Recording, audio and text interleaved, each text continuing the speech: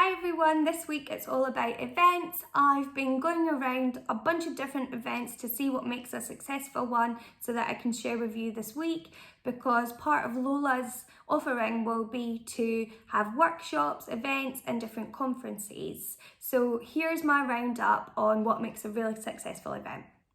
So there's a number of factors that come into it, mainly food, drink, venue, atmosphere, price and what's the point of it all. Starting with venue, there's a few things to consider here. Make sure it is in a central location, no matter which city you're having it in. Make sure it's super convenient for everyone to get to. Also, make sure it's impressive, but not too showy, unless it's the Met Gala. And then obviously go all out. Your audience will see right through you here. So if you're trying too hard, they will pick up on that. And think about your audience and make sure that the venue fits the audience. A really impressive venue that I was at recently was Stylist and Natwest. It was very central, decorated beautifully, had great goodie bags, which I'll come on to later, and had lots of different breakout areas, so it didn't feel too big or empty. So think about the size of the audience, how many people you want there, and choose your venue to fit accordingly, because there's nothing worse than an empty venue to kill the vibe.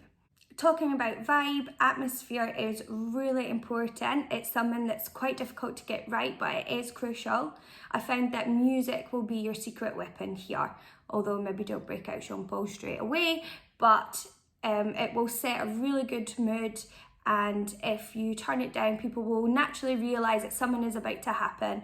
Although I always find that the mood lifts after a few glasses of champagne anyway.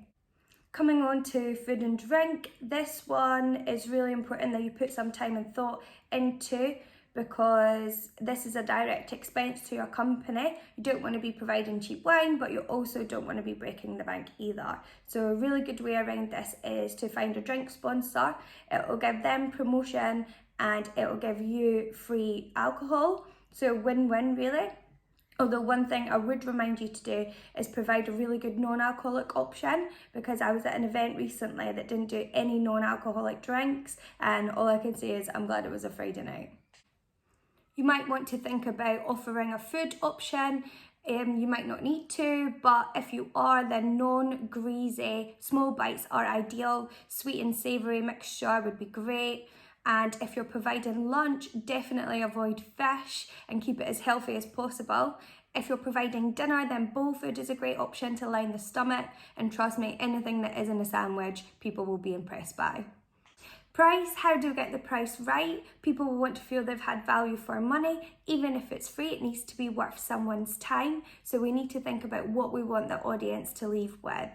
The only exception to this, I would say, is probably a product launch, where you're investing in the product or there to support someone who's made that product.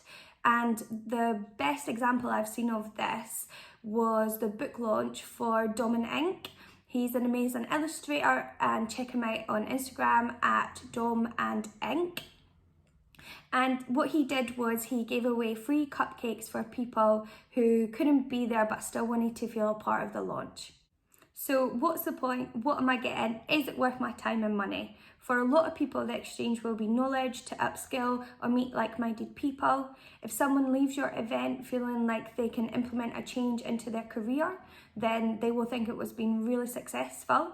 If they leave thinking they can implement a life change, then they will come back to your next event.